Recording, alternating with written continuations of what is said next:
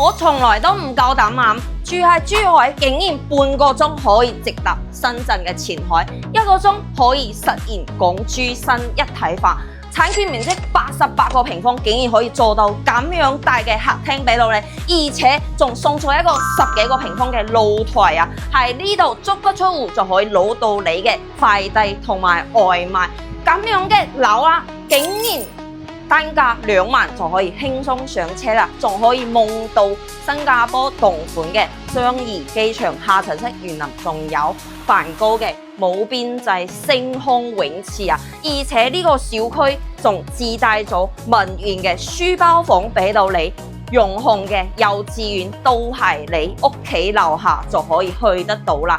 小朋友咧，每一日可以俾人哋瞓多1個鐘啊！再次睇下個呢個客廳，你覺得似唔似88個平方？而且小區自帶咗老人家嘅康養中心啊！